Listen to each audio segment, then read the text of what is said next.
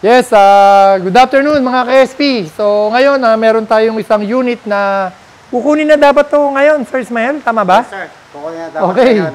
Kaso ang problema lang, meron pa tayong palang papalitan, di ba? Na, anong tawag dito? Garnish. Garnish. Yan, naka-chrome siya. Yan, may sira pa mga ka-SP. Ito kasi, ang bangga nito is, ito pinalitan natin to, Sir Ismael, no? Itong tailgate, no? Tama ba? Yes, sir. Pinalitan natin, no? So, ang bangga nito dito, may natrasan siya mga ka-SB habang nagpa-park. Pero ngayon okay na siya. Ito na lang. So, kailangan natin bumili. Yes, sir. Kailangan natin bumili. Oo. So, ito pa. May bangga din yan dito, di ba? Dito sa kanang pinto, tsaka yung harap. Saan ba naka-insured to, Sir Ismael? Kaya naka-insured yun, sir, sa Mercantile Insurance. Okay. So, Mercantile Insurance, napakadaling mag-claim dyan, mga ka-SP, no? Gaya nito, kahit sa pagbabayad sa atin, mabilis magbayad dyan, no? So, ganito, sige, ako na lang ang bibili ngayon, Sir Ismael. Okay. Ito, tsaka, meron pa yan dito sa harap, di ba? Yes, sir. Oo. So, ito, no? Okay, so, pwede nang makuha yung mamaya, no? Okay. So, sige, bibili na ako ngayon. Samahan nyo ako, mga ka-SP, para makita nyo yung aming binibilhan. Tara! Yes, good afternoon mga ka-SP. So, ayan, tayo po ngayon ay pupunta sa Honda Quezon Avenue. Meron lang tayong bibiling garnish ng tailgate ng isang Honda BRB at fog lamp, yung chrome ng mismong fog lamp. Kasi yan, meron kaming claim under Mercantile Insurance. At yun, kukunin na ngayon. Kaya nakakalimutan namin, may kulang pa pala kaming pyesa dun sa Honda BRB. So, ito, bibili tayo ngayon para ma-release na natin yung unit na yan. Samahan nyo kami, ha?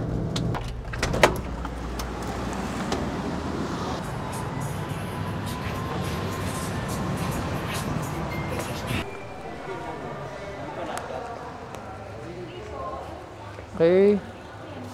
So, yan. Dito natin in-order itong pyesa, mga ka-SP. O, kita mo, meron pa tayong libre dito sa Honda, ha, mga ka-SP, ha? Honda Quezon Avenue. O, tag-iisa tayo. So, bayaran na namin, ha? Thank you, sir.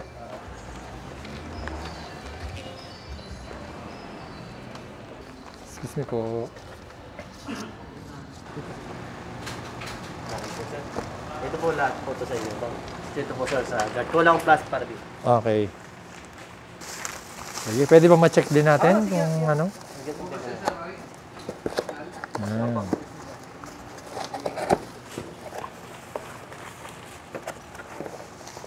Alright, oo. Baka kasi may...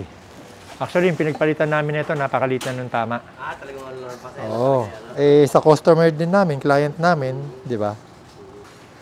Alright, so yan, checkin din natin, no, kung may gas-gas. Yan, wala naman. Walang gas-gas. Okay? So, balik na natin.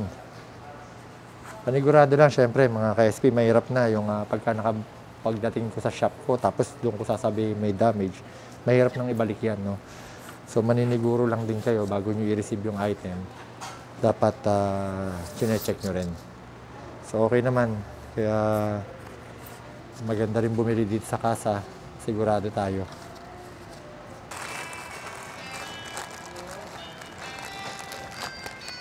Although naka-sealed pa yan, pero checkin na rin natin, di ba? Para sigurado lang. Ayan. So, ayan, wala naman siyang damage. Okay. Kita naman siya.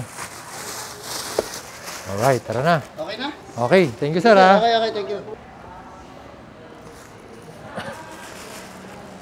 So yun, baka gusto nyo bumili ng mga kotse, mga ka-SP. Tingnan nyo muna. Yan.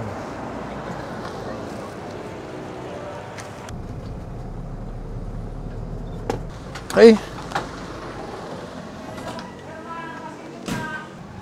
Okay, so ganito mga ka-SP. Ito pala, no? Ayan, pakita lang natin kung ano yung papalitan natin. So ito yung binili natin sa Honda kanina. At yan, ito siya. Yan, parehas na parehas yan, ha? Okay? At ngayon, yun namang binili nating garnish. Ito, mga KSP, pakita ko sa inyo. Napakalit lang ng damage niyan. Yan lang, no? Pero syempre, naka-insured siya. Kailangan pong palitan yan, no?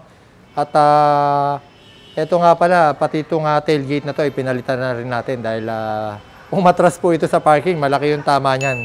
Kaya yan, pakita na lang natin sa screen. So, buksan natin. Tingnan din natin kung parehas. Pero syempre, garantisadong parehas yan, mga ka-SP. Dahil bihira naman magkakamali yung kasa. Okay? So, eto. Yan, parehas. Diba? So, eto. Turo ko na rin sa inyo kung ano itong mga butas na yan, mga ka-SP. Yan yung tinatawag na plate light, no? Na kapag nag-on tayo ng park light, iilaw yan. So, meron siyang ilaw dito. Ayan, yan ang plate light, no? Tandaan nyo, may penalty po yan. Pagka kayo nahuli, lalo na sa expressway, hinuhuli yan ng mga traffic enforcer doon. Okay? So, lagi nyo titignan ang inyong mga insurance. Tulad neto, malaki sana ang babayaran niya sa amin kung wala siyang insurance. Pero siya ay naka-insured sa mercantile insurance, kaya yan, participation lang ang babayaran niya sa amin. Pero paalala ko sa inyo, pagka sa amin kayo kumuha ng insurance, libre po ang participation, mga ka-SP ha. Wala kayong babayaran. So ito kasi, no, pumunta lang dito sa amin, hindi naman siya sa amin kumuha ng insurance, pero kasi alam niya na insurance claim kami. So yan, kung naka-insured kayo sa mercantile, FPG, Cocogen, Philippine British, at Fortune, yan, insurance. Marami pa. Marami magagandang insurance na mabilis magbayad kaya ina-accept namin yan. So, punta lang kayo dito sa amin, ha? Sige po, magpapabayaan ng insurance, ha? Kumuha rin kayo sa amin para mas maganda. Walang participation. Sige, maraming salamat. Palagi kang safe sa kada biyahe. Mga dami na magturo ng disiplina. Maging responsable sa manibela.